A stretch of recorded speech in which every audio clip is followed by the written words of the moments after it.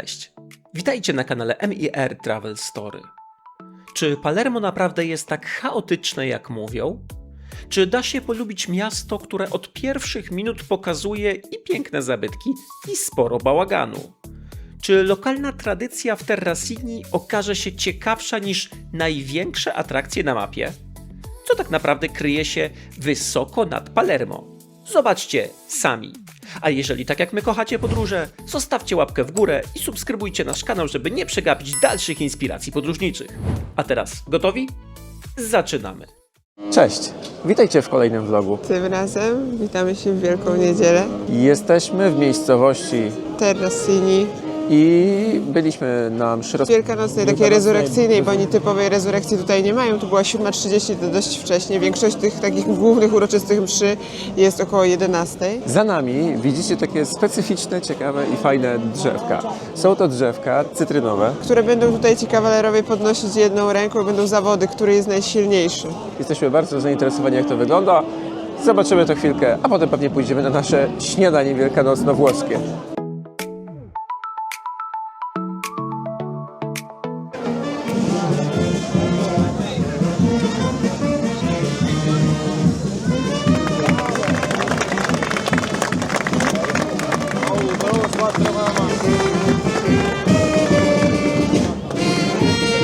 Nagrywa nawet telefonem.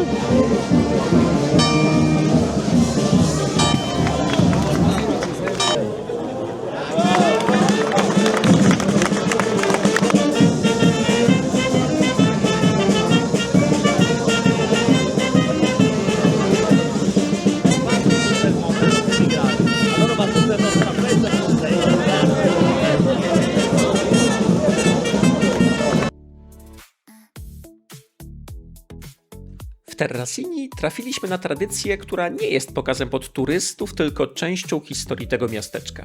Festa degli Schietti, czyli Święto Kawalerów, wywodzi się z dawnej rolniczej społeczności Terracini, a jej początki najczęściej łączy się jeszcze z czasami, gdy miejscowość dopiero się rozwijała. Głównym symbolem jest melangolo, czyli gorzka pomarańcza, drzewko cytrusowe, które kawalerowie próbują unieść jedną ręką. Dawniej był to pokaz siły, odwagi i gotowości do założenia rodziny. Trochę rywalizacja, trochę tradycja, a trochę sposób, żeby pokazać się przed dziewczyną i całą społecznością. Dzisiaj bierze w tym udział całe miasteczko. Jest muzyka, są emocje, doping i świąteczna atmosfera. I właśnie to było w tym najlepsze. Autentyczne, lokalne i po prostu super do zobaczenia na żywo. Powiem wam szczerze, że bardzo fajne i bardzo wesołe święto. Naprawdę jesteśmy bardzo pozytywnie zaskoczeni. Wszyscy są weseli, wszyscy są szczęśliwi. Jest po prostu fajnie. Każdy potem może to drzewko. Najpierw specjalnie ubrani, że tak powiem, młodzi mężczyźni próbowali tam to drzewko podnosić z różnym skutkiem, jak widzieliście.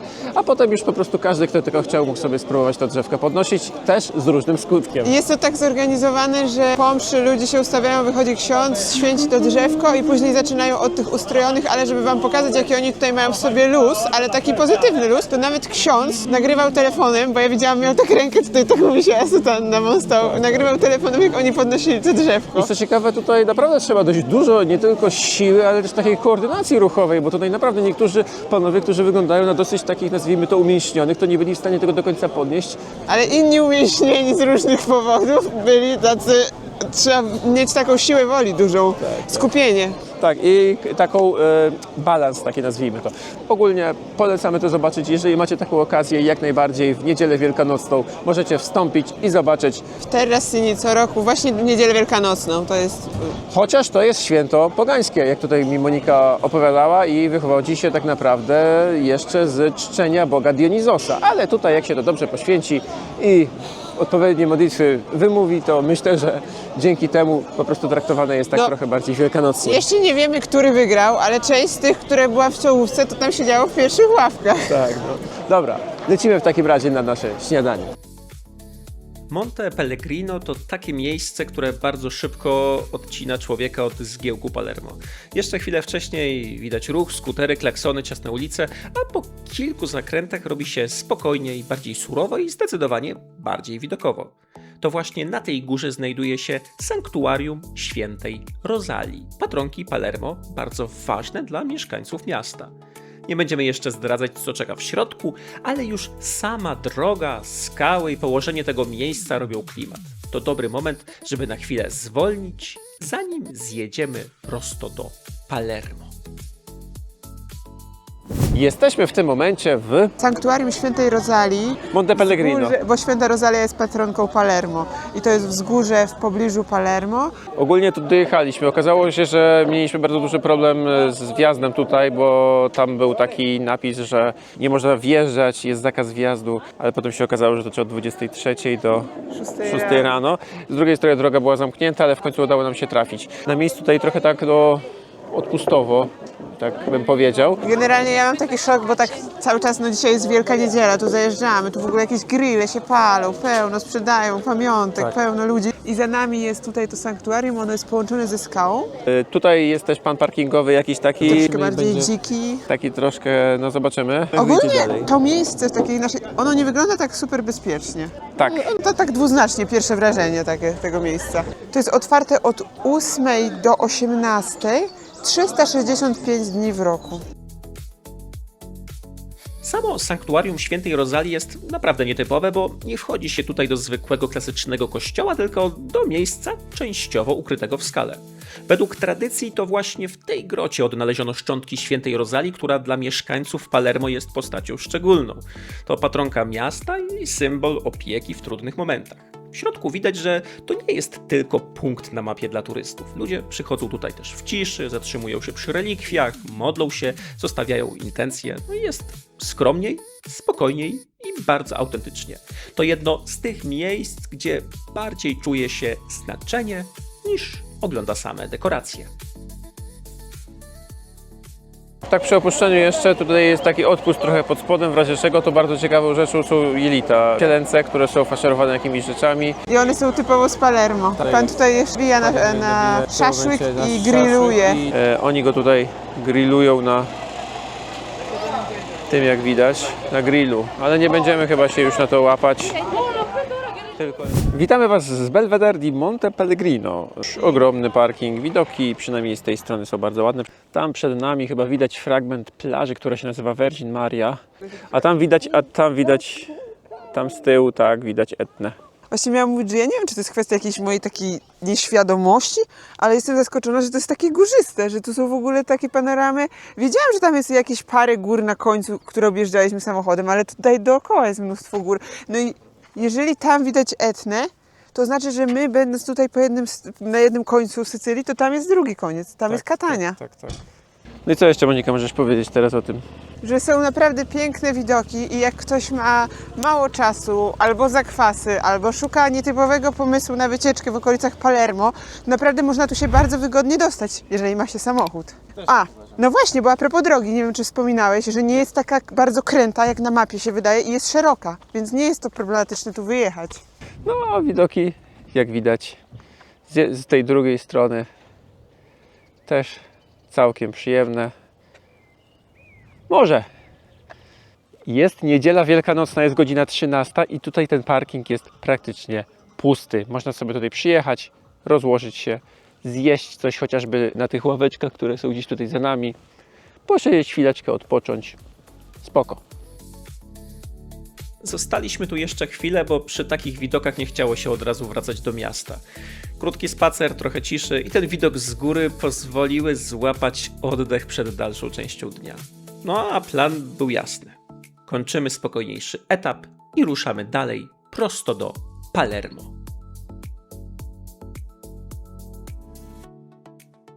Słuchajcie, stoimy właśnie w okolicach Forte Italico, chyba to się nazywa, nie? Dojechaliśmy na miary na ten parking, darmowy zresztą. Znajdziecie na 100% tutaj z boku. Dwie tylko uwagi. Jedna uwaga jest taka, że okazuje się, że nawigacja poprowadziła nas okrężną drogą. Około 15 minut chyba musieliśmy nadrobić. Byliśmy tam, widzicie, akurat z góry widać Monte Pellegrino. I okazało się, że zamiast 10 km czy jakoś tak jechaliśmy tutaj 20 parę.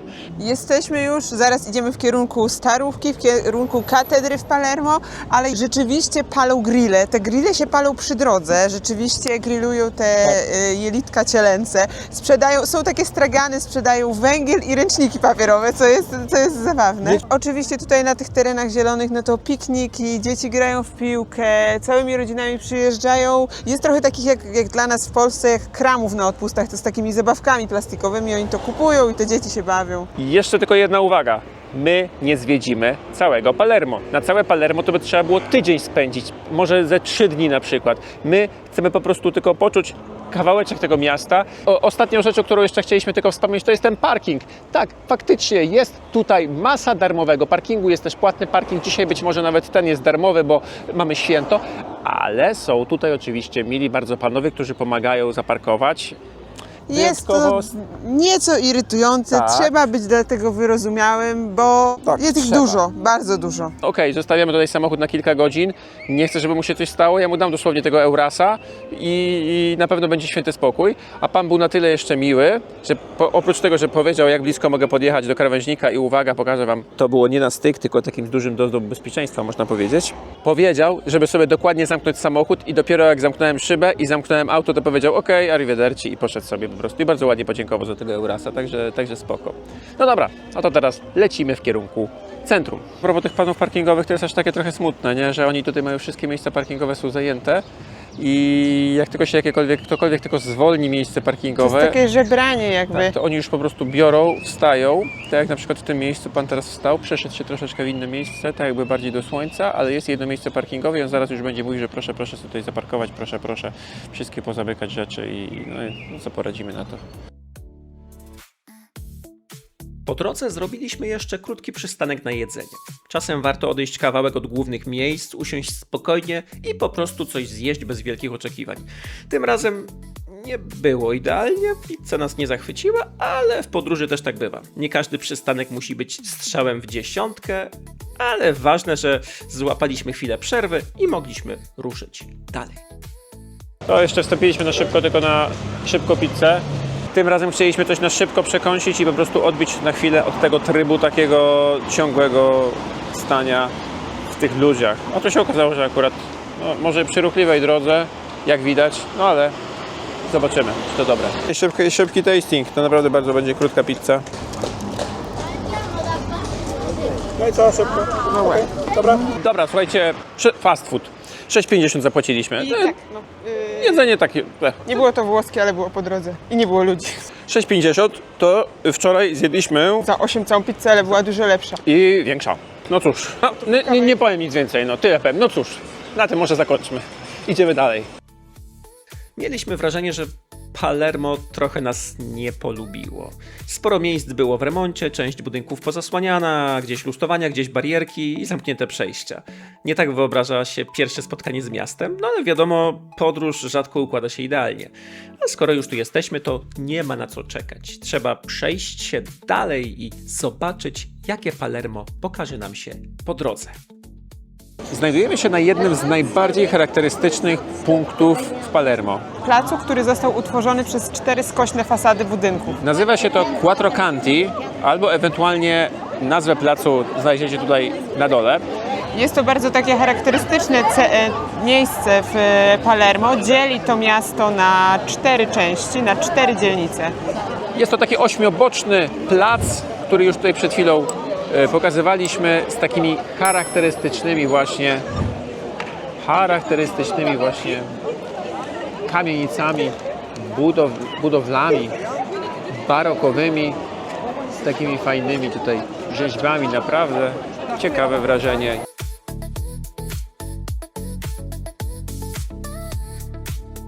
Lody w bułce. 3,50 takie cudo kosztuje. W brioszce. O, jak tam te lody? Bardzo dobre. Pistacja bardzo dobra, ja mam mandarynkę też pycha. Ja mam tutaj akurat, jejku, jakie mam, pomarańczowe i też pistacjowe. Typowe z Palermo, takie sycylijskie trochę i palermowe, bym powiedział. Lody w brioszce. Spoko. Warto spróbować.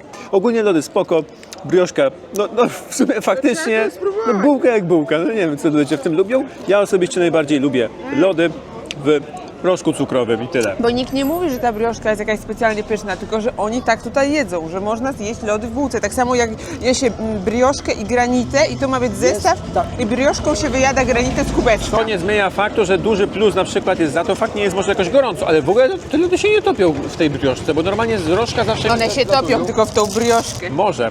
No ale dużo jest tej bułki. Dużo. I dużo tych lodów. W sumie opłacają się.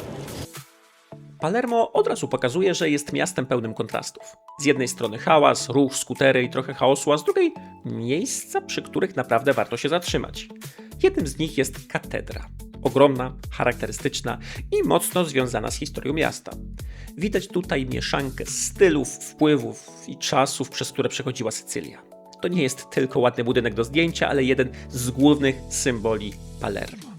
I właśnie takie miejsca sprawiają, że nawet jeżeli na początku miasto wydaje się trudne, to zaczyna się je odrobinę lepiej rozumieć.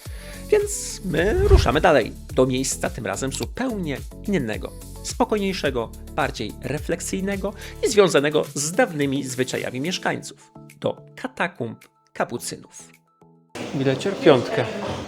Wejdziemy zaraz do katakumb, więc kończymy już tu nagrywanie i damy znać potem. No i wyszliśmy z katakumb.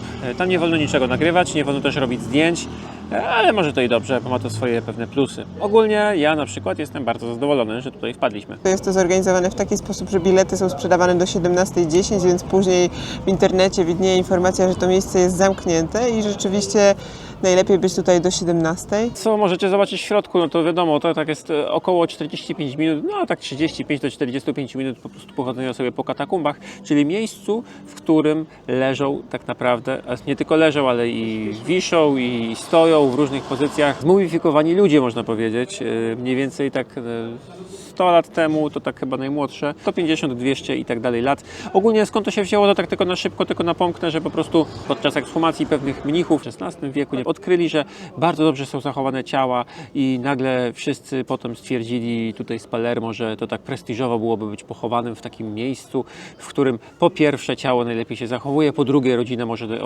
odwiedzać tego zmarłego i praktycznie tak jakby go widzieć cały czas. Także niektóre są naprawdę bardzo fajnie zachowane, inne trochę mniej, wiadomo, ale po prostu warto akurat według nas tutaj wpaść. Tylko niekoniecznie to jest miejsce dla dzieci z dwóch względów. Pierwsze takie, że może dzieci mogą różnie reagować, nie do końca rozumieć, a po drugie trzeba tam się zachowywać cicho. Tak to miejsce po prostu wymaga ciszy. Idziemy w normalne Palermo w końcu, takie ludzkie. O, tak wygląda Palermo, a nie jakieś tam... Uliczki pod turystów. Ta. Chcieliśmy zobaczyć też Palermo mniej turystyczne, takie poza głównymi placami i najładniejszymi fasadami. Weszliśmy więc w zwykłe uliczki, gdzie życie toczyło się swoim rytmem. Była Wielkanoc, więc w wielu miejscach czuć było święto. Ludzie siedzieli sobie przed domami, pojawiały się grille, rozmowy, zapach jedzenia i taki lokalny gwar, którego nie da się zaplanować. To było ciekawe, bo z jednej strony Palermo pokazuje tutaj swoją autentyczną stronę, ale z drugiej widać też rzeczy mniej przyjemne. Sporo poniszczonych samochodów, trochę śmieci, miejscami chaos i zaniedbane ulice. Byliśmy na to przygotowani, bo o Palermo słyszeliśmy różne opinie, ale szczerze mówiąc nie było aż tak źle, jak się spodziewaliśmy. Warto zobaczyć też takie dzielnice, no bo dopiero wtedy miasto robi się bardziej prawdziwe. Co ciekawe, kilka ulic dalej potrafi być naprawdę pięknie. Ładne zabytki, czystsze place i zupełnie inny klimat. Takie właśnie jest Palermo. Nierówne, głośne, czasem trudne, ale na swój sposób ciekawe. My wiemy, że to nie do końca nasz styl podróżowania, bo jakoś bardziej ciągnie nas do natury, morza i przestrzeni, ale jako doświadczenie zdecydowanie warto.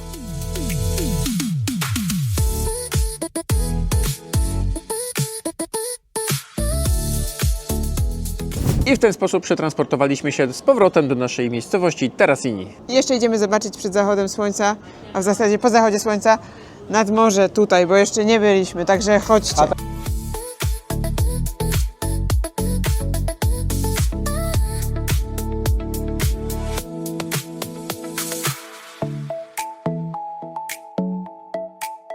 Słuchajcie, jesteśmy w tym momencie i czekamy powoli na koncert, ale nie wiemy, czy się go doczekamy, bo jeszcze za 30-40 minut do początku. Ludzi jest tutaj masa.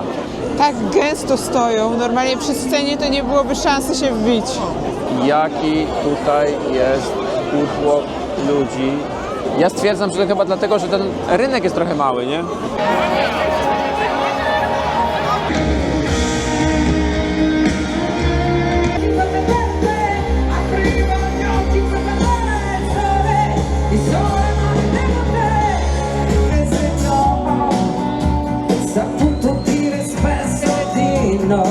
Słuchajcie, byliśmy na tym koncercie. Najtrudniejsze z tego koncertu to było wyjść w trakcie, bo naprawdę było mega ciasno. Tutaj kwestie bezpieczeństwa są chyba trochę luźniej traktowane niż w Polsce, bo jakby się komuś słabo zrobiło, to normalnie wyjść stamtąd. Naprawdę fajna energia z tej piosenkarki. O dziwo, byłem mega zaskoczony, bo nie było takiej wielkiej jakiejś takiej na publice, takich tańców, skoków, jakichś tak pisków. To było coś całkowicie innego, coś czego jeszcze nigdy nie próbowaliśmy. Poszliśmy na koncert zagranicznej gwiazdy za granicą. Lecimy do domu się regenerować, jutro zmieniamy miejsce zamieszkania i dojedziemy do Cefalu. A na dzisiaj to wszystko. Trzymajcie się. Hej!